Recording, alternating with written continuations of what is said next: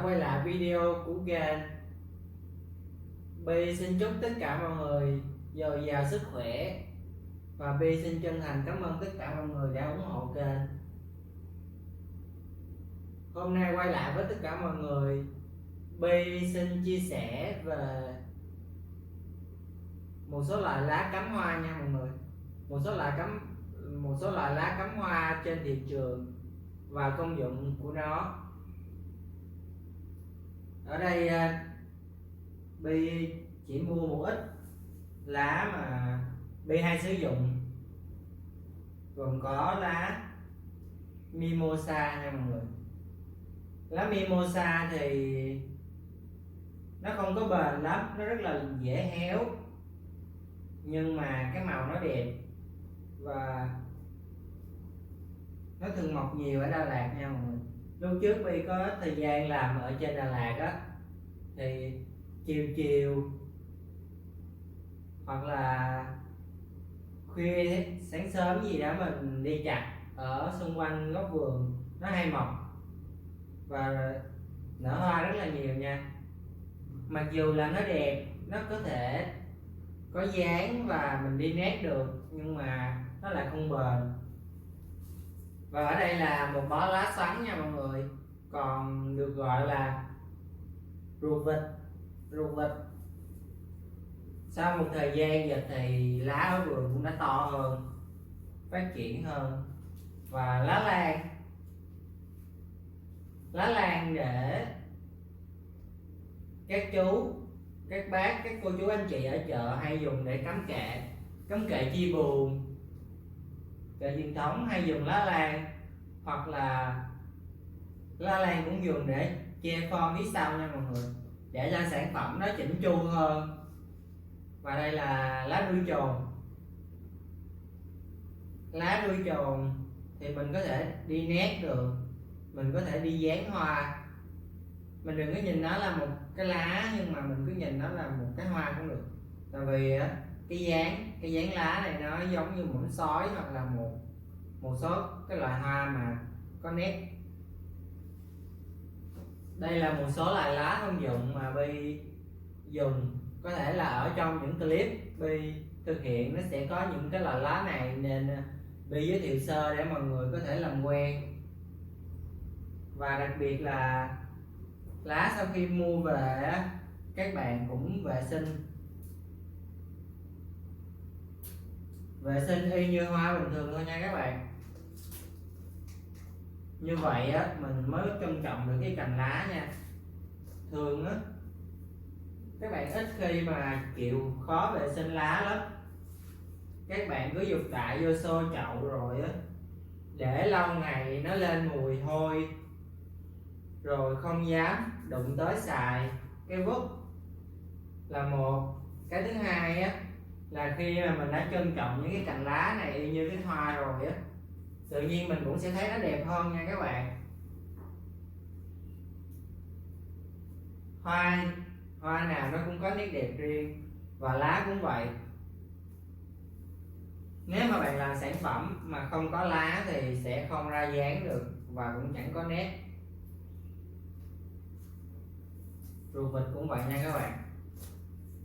Bi sẽ tuốt sơ cái phần gốc này nè cho sạch sẽ, gọn gàng, y như hoa vậy nha các bạn. Lá sắn này nó là thân gỗ,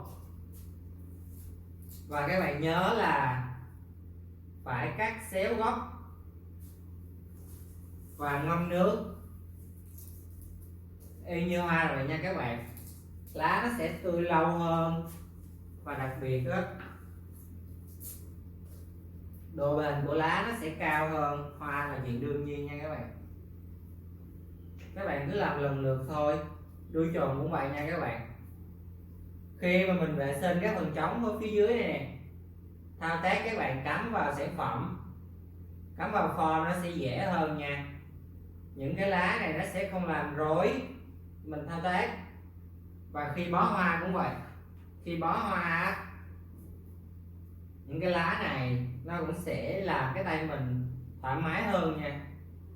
Khi mà trống ra như vậy mình bỏ vô bó hoa, khối lượng hoa mặc dù nhiều nhưng mà mình đã vệ sinh sạch gì này, nó sẽ giảm bớt nhiều thứ lắm. Thứ nhất là cái vòng tay khi xoáy gốc nó sẽ được nhiều lá nhiều hoa hơn, và cái bó hoa nó sẽ to hơn, hoành tráng hơn. Đây là một cái đặc điểm cần phải lưu ý nha các bạn.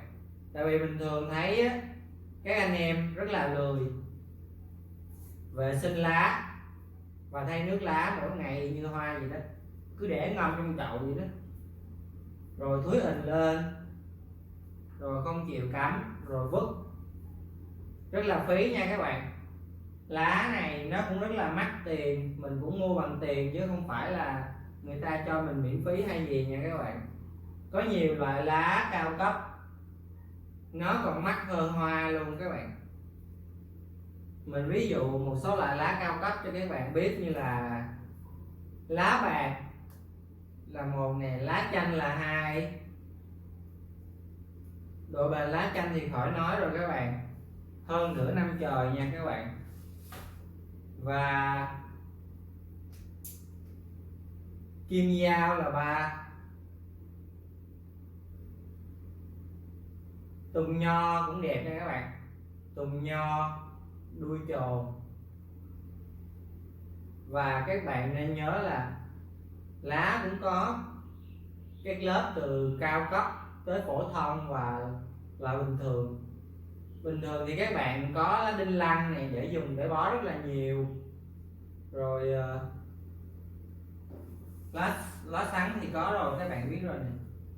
Rồi có nhiều lá để mình đi dán, như là cắm kệ. Các bạn sẽ dùng trầu bà thường và trầu bà Nam Mỹ. Trầu bà Nam Mỹ rất là mắc nha các bạn, và cái cắm kệ nó rất là đẹp. Và trầu bà rách nữa nha, trầu bà răng cưa các bạn, nó cũng rất là đẹp, mặc dù độ bền nó không có bằng trầu bà Nam Mỹ. Tên tiếng Anh của trầu bà là Monstera, giống như là con quái vật vậy đó, tên của nó là Monstera. Rồi che form thì mọi người có thể dùng lá cọ cũng rất là bền. Còn có lá mật cọp nè, mật cọp và lá dong nha các bạn, lá dong. Và bên Đà Lạt Hấp Farm nó có một số lá rất là đẹp, dương sĩ giống mới được Hấp Farm bán. Hấp Farm nên chào hàng với các bạn. Và một số loại lá xịn nữa như là dương sĩ Pháp, các bạn cũng có thể xài được nè. Rồi tổ rồng đó các bạn, tổ rồng, tổ phụng, rồi sĩ sa lách.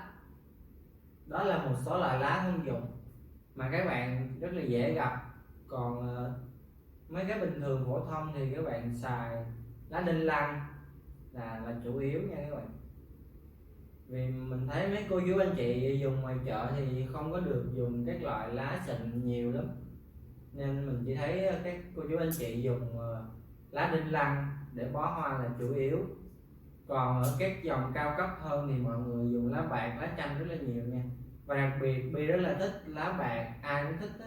Nếu mà thợ cắm thì hoa đẹp, lá đẹp thì ai cũng thích cả. Và lá bạc thì nó cũng không có rẻ nha các bạn, lá bạc rất là mắc tiền, nhất là cái loại lá nhập.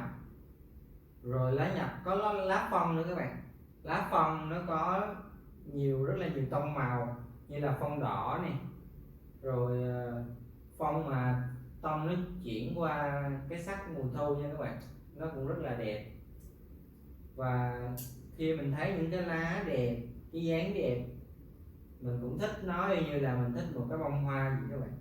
Mà khi các bạn đã biết dùng hoa lá một cách trân trọng nó thì cái hoa hay là cái lá nó cũng sẽ đẹp như nhau nha các bạn. Và hoa lá nó đều có các khoảng trống để cho nó nở và nó tỏa hương, nó tỏa cái sắc đẹp của nó. Nên mình hy vọng tất cả mọi người đều trân trọng những cành hoa, cành lá. Khi các bạn sử dụng một cái cành lá như vậy á, các bạn đã tạo công ăn việc làm cho rất là nhiều bác nông dân nha các bạn. Các bác ở miền Tây cũng trồng lá, hoặc ở Đà Lạt, rồi những anh shipper đi giao hoa giao lá cũng kiếm tiền từ những cái cành hoa cành lá như vậy nha các bạn. Từng cái lá và từng cái cành hoa nó đều có một hệ thống, tất cả mọi người đều kiếm miếng ăn, kiếm tiền từ nó, nên Bi đều hy vọng mọi người đều trân trọng nó, kiểu như là trân trọng sức lao động của mình vậy đó. Đó là một số điều mà Bi muốn nhắn nhủ tới tất cả mọi người. Ai biết rồi thì mọi người có thể bỏ qua nha, và bạn nào chưa biết và bạn nào thích lắng nghe thì mình cứ theo dõi clip của Bi thôi. Bi xin chân thành cảm ơn tất cả mọi người đã theo dõi clip. Mong mọi người thấy hay thì bấm like, bấm đăng ký kênh và chia sẻ để được nhiều người biết hơn, tạo động lực để Bi ra nhiều clip phục vụ mọi người. Cảm ơn tất cả mọi người. Xin chào và hẹn gặp lại tất cả mọi người ở các clip tiếp theo. Xin chào.